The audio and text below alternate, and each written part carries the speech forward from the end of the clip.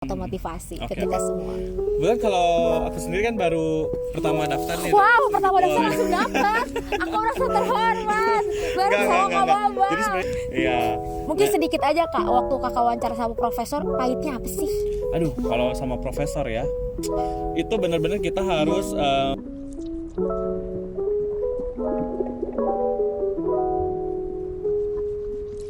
Hai Kak Baba. Hai. Ya ampun. kabar. Alhamdulillah baik. Halo guys, jadi di sini kali ini aku Dini dari Abdi Muda punya kesempatan emas nih, mau ngobrol bareng salah satu award di Koika. Sebenarnya gue award juga sih, tapi kenapa kayak gue harus banget wawancarain dia? Iya, kenapa jadi gue yang diwawancara kalau gitu? Enggak, soalnya kan teman-teman Abdi Muda bosen nih sama gue nih, udah pada bosen. Sekarang gantian ya. Kita punya bintang tamu dari salah satu kementerian yang bergerak di sektor pendidikan, ya kan? Dan itu juga Wardi Koika juga bareng sama gue. Nanti kita di sini mau ngobrol banyak lebih lanjut tentang apa sih sebenarnya beasiswa Koika itu. Terus kenapa sih PNS itu harus sekolah ke luar negeri bareng? Tada! Nih. Oke deh Kak. Oke, kita mulai ya. Boleh. Pertama itu mohon perkenalan diri dulu. Karena anak Abdi Muda udah bosan lihat muka gue. Oh, gitu. Sekarang kamu yang jadi bintang tamu kita gitu, ya kan? Iya, kita panggilannya apa nih? Sobat Abdi Muda atau apa biasanya? Apa ya? Sobat Abdi Muda, anak Abdi Muda, sobat Abdi Muda ya. Oke, selamat pagi Sobat Abdi Muda semua. Kali ini ketemu lagi bersama saya. Mungkin yang pertama kalinya karena saya belum gabung Abdi Muda nih, mudah-mudahan tahun depan ya. Enggak, semuanya PNS muda ya kan, yang mau masuk konten Abdi Muda itu udah jadi anak Abdi Muda, Oh, cuy. secara otomatis ya? Secara otomatis, tapi karena gue udah keseringan, jadi sekarang giliran lo yang gue kasih panggung ya. Oke, siap. Jadi perkenalkan, nama saya Muhammad Bambang Sulistyo. Saat ini saya bekerja di salah satu kementerian yang bergerak di bidang pendidikan. Udah tahu apa ya? Canda. Oke. Oke, dan saya juga ini adalah tahun ke-6 saya bekerja. Jadi saya dilantik itu tahun 2000, tesnya 2014 tapi dilantiknya 2015. Nggak salah, gue masih juniornya dia. Iya, ya kan? benar. Gue masuk 2018, dia 2014. Jadi harus ini ya, mengayomi ya. Ngambil lintas. Sebagai junior ya. Nggak canda ya guys. Ya terus. Apalagi nih? Kira-kira kakak itu sehari-hari bekerjanya di bidang apa, ngerjain apa gitu kan, pengen tahu juga, pengen kepo. Masih single apa nggak canda. Terus. Oke, jadi saat ini saya bekerja sebagai analis IT. We are taping video right Iya, now. but that's okay. It's okay. That's fine. Ya, gue udah dingin juga. Udah nggak apa-apa, ntar dikat aja. Oke, ulangi Jadi, lagi. boleh. Jadi sehari-hari Kak Bambang ini kerja di kementerian yang tadi kakak bilang, kakak mengerjain apa sih? Apa ngambil lintas, bikinin kopi, foto-foto kopi? Jadi Canda. jabatan saya dulu awalnya itu pengelola website, tapi sekarang udah jadi analis nih, udah naik nih grade-nya ceritanya. Analis sistem informasi dan jaringan. Jadi sehari-harinya mengurusi masalah project di bidang IT yang dilaksanakan oleh pemerintah dan juga mengurus server gitu. Server. Server untuk Jadi yang storage tinggal di dan ruangan lain-lain. dingin itu. Iya, Berarti udah biasa ya enggak. Kak dingin-dingin kayak gini. Mengawasinya itu remote, nggak harus ngontrol setiap jam gitu. Canggih guys, canggih. Nah, terus sekarang banget di Korea, kakak tuh kesibukannya ngapain sih? Main sama aku ya? Iya, salah satunya ya. Karena memang di dalam PNS itu ada dikenal istilah tugas belajar. Jadi memang ketika kita sudah mendapat tugas belajar, jadi kita itu benar-benar fokus untuk study aja gitu, kuliah. Jadi segala pekerjaan di kantor, meskipun kadang suka ada panggilan 1 kali 2 kali, tapi mostly memang sekarang kesibukannya sebagai pelajar aja, sebagai mahasiswa gitu. Jadi sekarang nih setiap hari, once kakak udah nyampe di Korea, kesibukannya udah mulai kuliah gitu ya Kak? Betul. Kayaknya kemarin saya lihat Instastory nggak kuliah deh Kak. Kayaknya ke pasar kemarin. Sekarang ini karena semester break, makanya kita bisa bebas, Oh bisa lagi tapping libur. video. Oh ya, jadi sekarang kita lagi libur guys, Sekarang namanya lagi winter libur, break. Kurang betul. lebih berapa bulan Kak? Kurang lebih awal masuknya nanti di awal Maret, jadi sekitar sebenarnya 1-2 bulan 1-2 bulan. betul. Oke, berarti masih agak lama ya. Tuh, masih agak lama. Jadi selama liburan ini benar-benar free, nggak ada kegiatan sama sekali akademis atau gimana? Paling organisasi aja. Saat ini juga ikut sebagai pengurus di Persatuan Pelajar Indonesia di Korea. Anak berpikir. Bareng Kak Dini juga. Oh, iya. Kita beda divisi aja. Iya, kalau aku kan cuma yang bantu-bantu aja numpang eksis. Bener. Sama juga kok. Oke. Nah, sekarang kan Kak Bambang udah nyampe Korea nih. Dan yang aku tahu juga kan Korea itu salah satu negara maju yang punya sistem pendidikan yang bagus sih kalau menurutku gitu ya, teman-teman. Boleh nggak sih ceritain Kakak itu bisa prosesnya nyampe sini gimana, pengalamannya, dokumennya, bukan kekurangan ya, apa sih kesulitannya gitu, ngomong-ngomong dingin. Iya, betul. Ya, jadi pertama saya tahu beasiswa KOIKA itu ditawarin sama teman, katanya lagi ada beasiswa yang khusus buat PNS gitu, dan juga petugas sektor publik. Petugas? Iya. Oke. Ya, pegawai sektor publik ya. Terus jadi waktu itu coba-coba iseng daftar, dan waktu itu kan ada banyak jurusan. Mungkin ada sekitar 20 jurusan, mungkin 24. Lalu karena waktu itu mikirnya backgroundnya saya IT, terus saya juga mencari tahu nih e-government, karena kan penerapan IT di bidang pemerintahan otomatis e-government dong ya, electronic government. Nah, jadi saya cari nih kira-kira negara mana nih yang bagus gitu ya, dan memang Korea itu salah satu target negara saya gitu, selain Estonia gitu. Mau ketemu Uni? Iya, mau ketemu Oni sebenarnya. Aku maksudnya di Jakarta udah bosen nih, di sini ketemu lagi. Korea ini sebagai target, dan akhirnya karena pas bukaan juga, dan kebetulan jurusannya cocok gitu. Jurusannya cocok. Terus dilihat juga waktu itu kampusnya juga, setelah dilihat Yonsei University itu adalah salah satu yang top lah ya di Korea. Sebentar Kak, maaf aku potong. Boleh diceritain dulu nggak Kakak itu di universitas apa? Universitasnya itu peringkat berapa sedunia, se-Korea, dan nama lengkap jurusannya? Oke. Nah jadi tadi lanjutan dari KOIKA tadi. Jadi saat ini saya sekarang sedang studi Master S2. Jurusannya itu adalah Electronic Government dan Public Management. Itu di bawah Departemen Administrasi Publik. Mungkin kalau di Indonesia fakultas ya guys. Oh iya, betul. Fakultas Administrasi Publik. Universitasnya Universitas Yonsei. Universitas Yonsei sendiri itu saat ini peringkat 85 dunia. Wow, jadi masuk 100 besar. Iya, betul. Dan juga kalau di Korea sendiri sebetulnya kalau untuk universitas publiknya itu peringkat 3, cuman kalau digabung dengan institut peringkat 5, karena ada KAIS dan Postek gitu di atasnya. Aku pernah dengar sih katanya Yonsei itu Sky University. Oh iya, betul. Itu apa sih? Baru dengar aja di Instagram. Saya juga baru dengar dari drama itu. Jadi ada julukan terutama untuk anak-anak SMA di sini, mereka tuh pengen banget masuk ke 3 universitas yang bergengsi di Korea nih. Disebutnya Sky, langit gitu ya. Langit. Jadi di atas guys kita kampusnya. Emang beneran di atas. Di atas gunung ya. Nanjak. Ya, terus gimana Kak? S-nya itu adalah Seoul National University atau Seoulde, kemudian Seoulde. Ya. Baru tahu gue. Lalu kemudian Korea University atau Korde, dan Yonsei University. Yonde. Ya, bukan. Oh, bukan. Yonsei-de, Bu.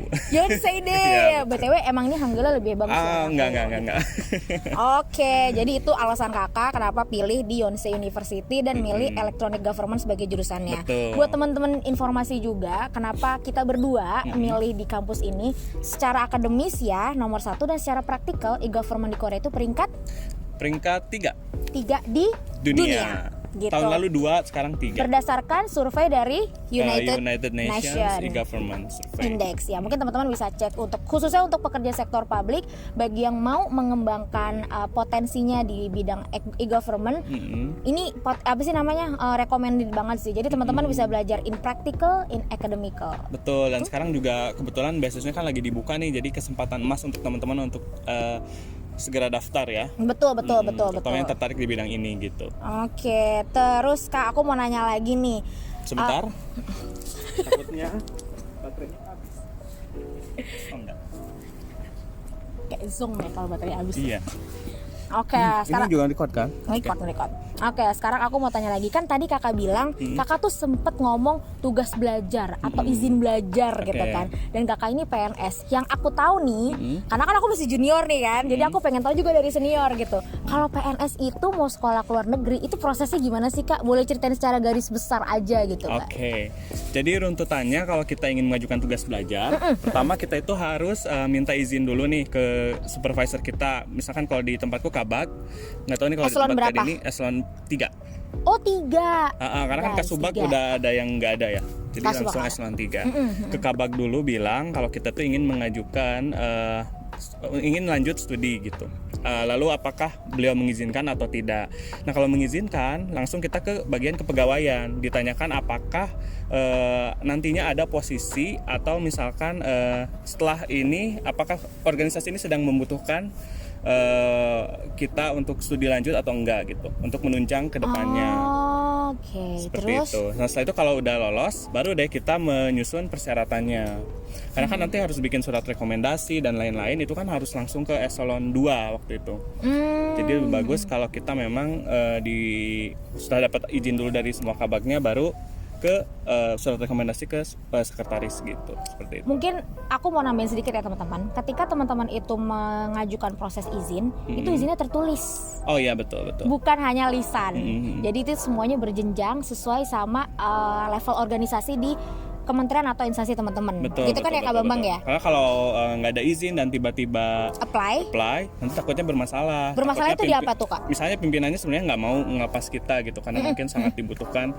Atau misalkan kita masih baru dan mungkin belum diberikan kesempatan ke yang lain, atau misalkan seperti apa. Nah takutnya nanti bermasalah pada saat penyesuaiannya. Mungkin kompetensinya belum pas takutnya. Betul, kompetensinya belum pas. Jadi gini, kalau misalkan aku boleh ringkas, overall kalau teman-teman PNS nih, ini khusus PNS mau daftar sekolah ke luar negeri, itu izinnya itu dari apply. Bener nggak? Betul. Pada Bukan saat apply. bukan apa sih namanya? Pada Bukan saat daftar diterima. beasiswa dulu, diterima baru izin. Bukan kayak gitu ya teman-teman ya. Betul. Ini lebih ke manner juga sih ya Kak, Betul. bener nggak sih? Dan juga perlu diperhatiin ada persyaratan yang berbeda di setiap kementerian. Kalau di Kemendikbud itu baru PNS setelah 2 tahun baru boleh tugas belajar. Itu kalau boleh tahu syaratnya tuh ditulisnya di mana ya Kak? Ada Aturannya di mana? peraturan menterinya biasanya. Oh, jadi di Tentang peraturan tugas belajar internal, itu. Peraturan internal. Tapi bisa beda-beda tiap kementerian. Jadi itu juga harus diperhatiin. Karena takutnya nanti baru 1 tahun tiba-tiba ngajuin, malah nanti bermasalah begitu. Kalau misalkan di peraturannya itu bunyinya harus 2 tahun dulu. Kayak lagi nyindir ya. Makasih, ya ampun. Yang penting tapi sesuai dengan aturan, comply dengan aturan nggak apa-apa. Kebetulan aturan kantor gue gitu, Bo. Oh, oke. Jadi aman ya. Ya, jadi tolong diperhatiin untuk izin tugas atau apa sih, izin belajar atau tugas Izin belajar ya belajar, betul. di kementerian teman-teman. Dan harus tahu juga nih bedanya kalau tugas belajar itu Dengerin, ini penting. berarti kita itu dibebaskan dari semua tugas. Jadi bagusnya pekerjaan. tugas pekerjaan. Jadi bagusnya juga pimpinan tuh mengetahui itu gitu. Jadi kita tuh benar-benar diberikan kewenangan penuh untuk melaksanakan studi kita. Kalau izin belajar, kita tetap bekerja dan studinya itu bisa dilakukan pada saat malam hari atau weekend. Jadi tetap bekerja sambil belajar gitu. Part time ya, Bo. Part time, betul. Kalau tugas belajar kita full time Full student. time. Tapi kalau misalkan di luar negeri ya mau nggak mau harus tugas Iya. belajar. Jadi balik lagi harus diperhatiin syarat-syarat di kementerian masing-masing. Agak susah, Bo, ya kalau kerjanya remote. Karena ego bener, kita bener. belum established ya. komprehensif Ya, gitu, belum betul, established. Jadi agak susah. Oke, ini menarik banget loh Kak, menarik banget. Jadi kalau gitu kan Kakak udah dapat izin dari kantor sebelum Kakak apply. Berarti boleh dong diceritain sama kita koikanya, prosesnya gimana, dokumennya, Oke. ujiannya. Oke. Gitu. Ini seru nih. agak panjang. Nggak apa-apa, ceritanya. nggak apa-apa. Oke. Kita punya waktu banyak buat Kak Bambang. Oh gitu ya. Jadi kemarin itu pas apply, memang tahun kemarin itu pas struggle banget karena kita lagi corona kan. Jadi semua lagi ada PSBB juga. Jadi pas saat minta rekomendasi dan lain-lain itu mau nggak mau karena kantor tutup, kita tuh datang ke rumah pimpinan gitu. Oh iya. Pada Masya saat Allah, pada ini saat bener-bener ini loh. menyusun berkas itu. Makanya Struggle saya banget. terima kasih banget kepada pimpinan saya yang Wah, waktu itu mudah-mudahan saya pimpinannya datangi lihat ya, Pak. malam-malam. Eselon berapa? Eselon 1 dan 2. Eselon 1 dan 2. Betul. Terus. Terus kemudian berkas-berkas lainnya sih sebetulnya seperti ijazah, seperti biasa, transkrip, terus kartu keluarga, paspor, terus yang paling penting juga esai-esai kita tuh, mulai dari recommendation letter, motivation letter, dan juga study plan seperti itu. Nah semuanya dibungkus gitu ya, dikumpulkan jadi satu. Nah jangan lupa kalau ada berkas yang belum legalisasi, itu segera legalisasi dari sekarang. What is Karena this?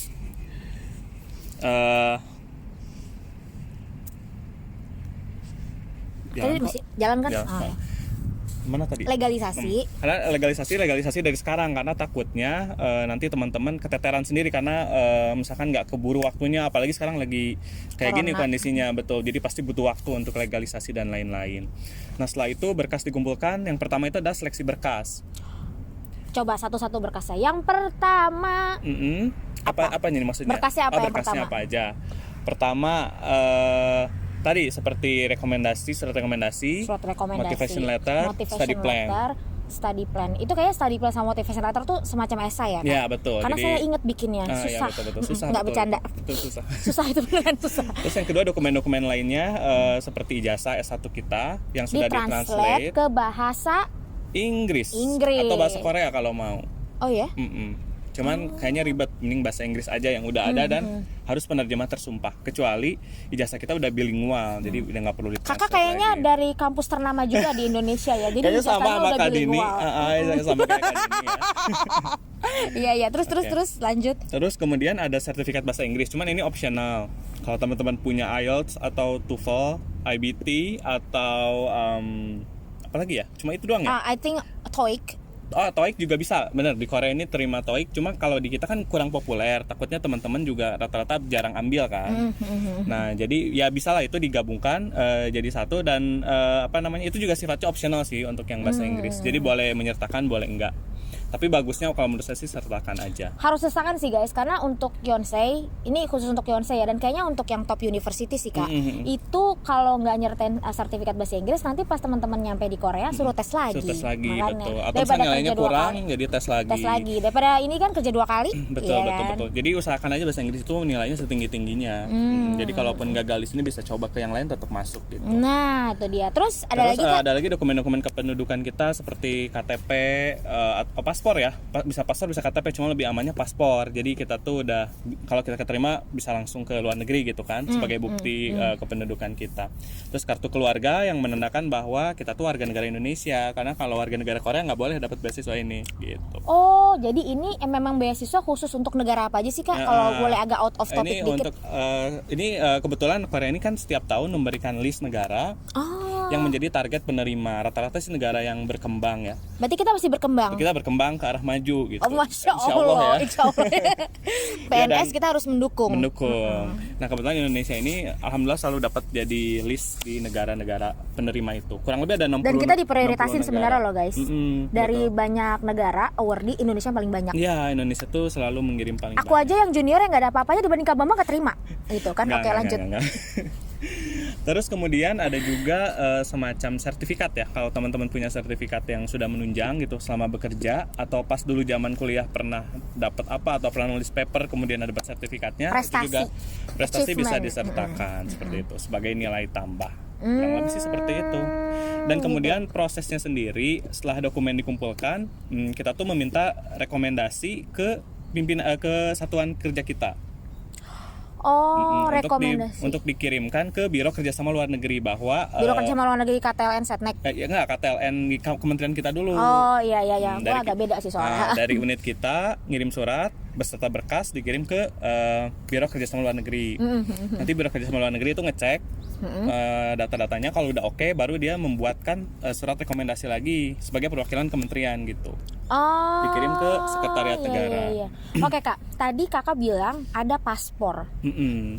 Aku soalnya megang servis paspor gitu. Apakah sebelum kita apply kita harus punya servis paspor dulu atau belum? Karena ini takutnya teman-teman ada yang memang belum pernah punya servis paspor sebelumnya. Kayak aku masih junior belum punya servis paspor. Sama-sama. Jadi pas saya daftar juga tuh belum ada servis paspor. Servis paspor itu paspor dinas ya teman-teman, yang warna biru. Oh iya betul. Jadi Indonesia itu punya 3 paspor, hijau, biru, sama hitam. Ya, kita yang PNS kalau keluar negeri untuk tugas belajar atau dinas pakai yang biru.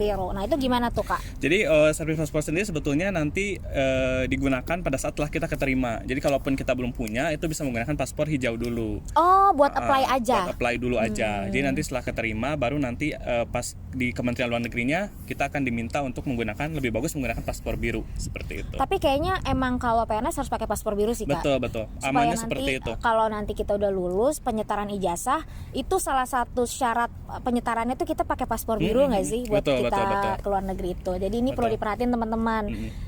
Teman-teman PNS memang birokrasinya agak banyak, tapi percaya deh worth it. Lihat kita berdua happy kan? Happy. Nggak bercanda. Terus oke. Nah tadi Kakak sebut kan kayaknya mau daftar beasiswa KOIKA tuh ada motivation letter, ada study plan. Betul. Terus ada apa lagi sih esainya? Kalau aku sih waktu itu ngasih CV akademik sih. Oh iya ya, CV juga ada. CV Lupa juga ada ya. ketinggalan CV. Nah, tapi CV-nya CV akademik sih kak. Ya, itu CV akademik. itu rada beda loh teman-teman Betul, sama CV buat kerja. Nanti mungkin kita ada sesinya lagi buat gimana sih cara bikin CV akademik, ya kan? Berangkat ini ya sebagai expert. Oh enggak, kita berdua. Soalnya gini ya, ini buat spoiler aja. CV akademik itu kita harus tulis semua record akademik kita selama kita hidup, termasuk skripsi, Betul. termasuk GPA, termasuk Betul. dulu tuh kita kuliahnya tuh ya secara brief aja kita itu siapa atau gimana. Nanti kita ada sesinya. Oke. Mungkin sekarang cerita dikit aja sih kak, kayak motivation letter, study plan. Itu waktu itu kakak nulisnya apa sih? Bisa diterima nih di kampus kita. Iya, betul. Canda. Jadi dulu itu saya pas bikin motivation letter itu pertama saya cerita dulu bahwa saya itu siapa gitu. Terus saya Kamu udah siapa? bekerja berapa lama seperti itu dulu. Nah, habis itu baru setelah itu motivasi kita untuk mengapa memilih Korea, mengapa memilih e-government, karena mungkin background saya dulunya IT gitu, dan saya ingin memperdalam penerapan IT di bidang pemerintah. Nah, seperti itu. Terus kemudian terakhirnya saya tuh menulis soal semoga nanti ada peningkatan hubungan bilateral antara Indonesia dan Korea. Oh, itu. Masya Jadi Allah. usahakan jangan menulis karena saya pengen ke Korea karena K-pop gitu. Jangan sampai kayak gitu teman-teman, karena nanti pemberi beasiswa pasti akan memandangnya ini serius mau kuliah atau mau ngapain nih gitu. Itu Kalau bisa teman-teman. ditambahin juga data gitu. Kenapa kita memilih Korea itu misalnya salah satunya tadi government ranking seperti itu. Jadi coba di riset dulu dan juga ya kurang lebih seperti itu sih kalau untuk motivation letter. Ini buat FYI aja teman-teman ya. Korea itu negara yang benar-benar kuantitatif banget sih. Betul. Jadi kalau kita nulis itu faktanya tuh Datanya tuh harus ada. data angka sih Betul, kalau betul, bisa. betul. Kayak Iya. gitu. Jadi ini Kak Bambang udah ngasih contoh yang bagus Iya banget betul, sih. jadi nanti harus riset dulu sih. Misalkan mau ke kampus mana, program studinya apa. Nah, Korea leadingnya itu di dari data apanya nih gitu yang nanti bisa mendukung dari si program tersebut tuh untuk unggul dan menjadi alasan kita untuk milih kuliah di situ.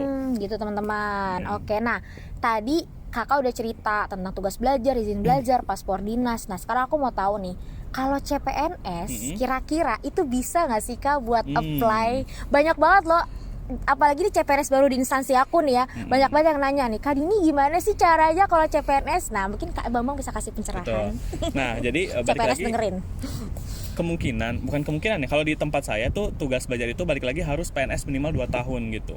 Dan setahu saya rata-rata itu harus PNS dulu. Jadi kalau masih calon itu sepertinya lebih baik fokus dulu ke aktualisasi dan latsar ya. Latsar, bela negara satu Bela lagi negara, ya. betul. Biar ngerti teman-teman kalau jadi PNS tuh bukan cuma ke luar negeri doang. Ada bela negara sama aktualisasi. Iya, most likely kayaknya di setiap kementerian sama deh harus PNS dulu. Cuma bedanya ada yang bisa 2 tahun, ada yang mungkin 1 tahun, ada yang udah yang penting udah PNS dulu gitu. Makasih. Beda-beda gitu. Jadi yang PNS bisa langsung ke luar negeri itu beruntung banget instansinya. Iya. Makasih Kak. Iya, ini agak nyindir sih, tapi ya udahlah ya. Terus kalau CPNS misalnya udah daftar kampus luar negeri, udah punya LOE gitu ya. Itu gimana tuh Kak? Mungkin nah, karena banyak banget CPNS sekarang ambis Kak. Oh gitu. Parah. Jadi udah langsung daftar ke Harvard kemana-mana, iya, ke Yonsei gitu ya. Yonsei, ke MIT, ke SNU gitu kan. Jadi kalau kayak gitu kasusnya, teman-teman itu harus cek juga karena biasanya LOE itu ada masa berlaku. Misalkan setahun nih, setelah setahun itu teman-teman udah jadi PNS nih, dan bisa di defer nggak, bisa dimundurin nggak setahun lagi gitu. Kadang ada kampus yang udah setahun dia nggak mau lagi, nggak mau bisa dipakai lagi. Ada juga yang bisa diperpanjang. Nah kalau bisa diperpanjang dan memang beasiswanya pas kebetulan dapat, ya udah berarti rezeki. Jadi sering-sering ngobrol sama admissionnya ya teman-teman ya. Jangan diem-diem aja, karena namanya kita sekolah ke luar negeri, kita tuh harus baca. Kalau kamu tuh nggak siap untuk baca dari dimulai requirement, ya nggak usah sekolah ke luar negeri. Betul. Saya aja sih gitu, ya nggak Kak Bambang? Betul. Sampai ke requirement tuh karena mereka sebenarnya udah ngasih guidance yang sangat banyak. Tinggal kitanya aja mau baca apa enggak. Betul. Gitu. Terus berarti kalau gitu kakak pas dapat ke Koika ini udah dapat LOA dulu atau gimana sih Kak? Aku rada nggak ngerti. Betul. Nah jadi tadi baru tahap pertama ya. Nah kalau lolos berkas nanti kita tuh ada wawancara dengan Koika Indonesia. Oh, iya. Wawancara dengan Koika Indonesia nanti mungkin itu sebentar sekitar Kak, bukan Setnek. Berkasnya tuh kan dikirim ke Setnek. Berkasnya tadi kan dikirim ke Setnek. Nanti Setnek itu akan mengirimkan semua berkas dari semua kementerian. ke Koika gitu. Oh. Nanti Setnek juga akan periksa, cuman kemungkinan besar kalau ada yang kurang-kurang nanti Setnek akan hubungi. Jadi supaya mungkin maksudnya biar dimasukin dulu semua ke Koika. Tapi gitu. setahu aku juga Setnek itu untuk seleksi berkas lumayan ketat Lumayan juga sih ketat, Kak. Dia betul. juga Kalau- nggak mau milih PNS yang rada asal Kalau juga misalkan gitu emang kan. kitanya dari awal banyak bolong dan nggak teliti banget, kayaknya mereka juga agak kurang ini sih. Pasti karena mungkin pasti kan banyak juga dari kampus lain kan. Maksudnya ada banyak program dan untuk yang meneliti satu-satu kalau kurangnya banyak kemungkinan juga Setnek akan omit gitu. Nah terus setelah dari Setnek kemana lagi tuh Kak wawancaranya? Dari Setnek kan dikirim ke Koika no. Koika Indonesia. Nah, setelah Koika Indonesia cek juga, barulah gitu yang nanti yang lolos itu akan mengikuti seleksi wawancara. Nanti wawancaranya itu biasanya dengan satu orang Indonesia dan satu orang Korea. Tapi bisa beda-beda sih, tergantung jadwalnya. Itu sekitar 5-10 menit lah sebentar yang itu. Iya sebenarnya wawancara sama Koika Indonesia tuh challenging, tapi tidak se-challenging wawancara sama Profesornya. Iya, aduh itu pahit ya. gue kayak ditanya sempro, bener deh gue. Iya.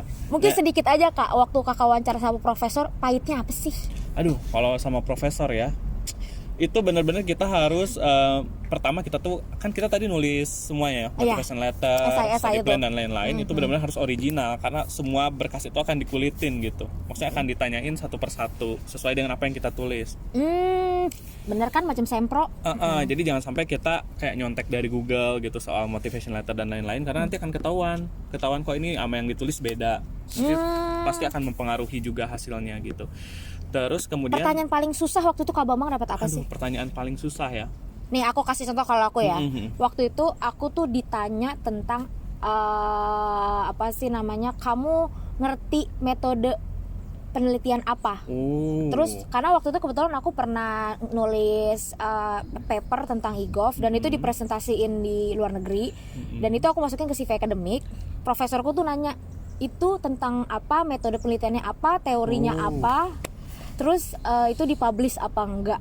Itu pertanyaan waktu itu aku udah lupa. Jadi mungkin agak-agak blank gimana gitu.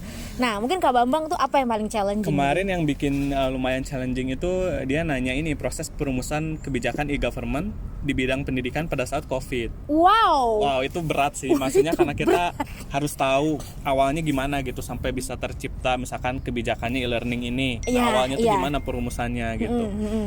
Ya kita jawab. Kan kita juga ibaratnya sehari-hari sering menggeluti itu ya. Jadi kita jawab dengan sebisa kita aja waktu itu. Karena itu juga di luar perkiraan sih pertanyaannya. Selain itu juga banyak sih pertanyaan-pertanyaan lain yang mungkin itu tricky sih kalau soal profesi. Betul. Sama aku sih pernah waktu itu dapat pertanyaan gini. Kamu ngelihat diri kamu 10 tahun lagi kayak apa? Itu ada sama. Lumayan ya jawabnya juga nggak susah sih kalau salah-salah ya. Betul. Karena ya, Profesor Dionse itu pinter-pinter banget. Ya rata-rata memang lulusan US, jadi US, pasti biasanya US oriented gitu. Udah think globally juga mereka itu. Oke deh, berarti itu kurang lebih wawancara. Nanti mungkin kita ada sesinya lagi sih teman-teman yang khusus ya. Khusus gitu. Terus, wait. Oke, aman. Nah, dari tadi kita tuh baru ngomongin e-gov, Yonsei dan jurusan kita berdua. Karena kita berdua tuh satu program, satu kelas. Satu batch. Kalau secara umum aja sih Kak, untuk teman-teman PNS nih yang pengen lanjut sekolah lagi, kira-kira Kakak bisa kasih rekomendasi nggak sih rumpun ilmu apa, sekolah apa yang kira-kira cocok untuk pengembangan diri dan mungkin pengembangan untuk organisasi juga gitu? Oke. Nah, untuk teman-teman yang memang berniat atau punya motivasi untuk kuliah lagi, baik di Indonesia maupun di luar negeri, pertama coba teman-teman itu identifikasi dulu teman-teman tuh bekerja saat ini sebagai apa, terus pembantu umum? Ya, bukan. Biasanya kan ada tuh yang lebih spesifik. Kalau pembantu umum kan kayak ngerjain semuanya ya. Ngeliat ke gue gitu. Misalnya pengelola kepegawaian atau misalnya analis data. Nah, lebih baik teman-teman itu menyesuaikan bidang ilmu yang akan ditekuni dengan pekerjaan saat ini, supaya nanti bisa menunjang pekerjaan pada saat setelah lulus gitu. Sesuai kompetensi. Sesuai kompetensi, betul. Nah, nanti coba cari jurusan. Kalau menurut saya sih coba carinya tuh kalau misalkan teman-teman patokannya ke ranking dunia, pertama mungkin negaranya dulu, kenapa sih negara itu unggul gitu di bidang itu. Nah, misalnya kalau e-government kenapa kita pilihnya di Korea. Nah, terus gitu baru di Korea itu kita cari nih kira-kira kampus mana yang si jurusannya ini memang leading gitu, atau misalkan unggul di peringkat dunianya atau seperti itu, atau misal kampusnya juga sudah terkenal gitu ya. Nah, itu kemungkinan akan membantu teman-teman mendapat pengalaman akademik yang lebih bagus. Seperti itu. Dan juga mungkin selain negara dan juga program studinya, teman-teman juga harus pikirkan nih nanti penggunaan bahasa di negara itu seperti apa. Karena kan ini Korea kadang ada yang mikir, oh ini belajarnya pakai bahasa Korea ya, gitu. Ternyata kita enggak loh, enggak. Nah, itu juga perlu diperhatiin, takutnya teman-teman masuk kelas yang reguler dan menggunakan full bahasa lokal. Korea. Nggak apa-apa sih, jadi lebih punya banyak ilmunya gitu. Cuman memang banyak PR-nya jadinya. Betul, masalahnya belajar bahasa juga ternyata nggak mudah juga ya. Iya, kita berdua belajar Hangul ya. Kalau saya nggak bisa. Kalau Bambang lebih nggak bisa gitu. Nggak mau bercanda, tapi gitu. Itu kenyataan. Tapi terlepas dari itu semua, sebenarnya kuliah di Indonesia dan di luar negeri juga sama-sama bagusnya kalau menurut saya. Cuman memang kalau di luar negeri dapat lebihnya adalah pengalamannya yang mungkin nggak bisa kita dapetin di Indonesia. Jadi kalau menurut kakak nih seberapa penting gitu sih untuk sekolah sampai jauh-jauh ke negeri gingseng gitu kan? Betul. Pertama kalau dari segi ilmu kan tadi saya bilang ya kurang lebih sama. Cuman memang dari segi pengalaman negara itu, experience negara itu gimana dia membangun contohnya e-government-nya.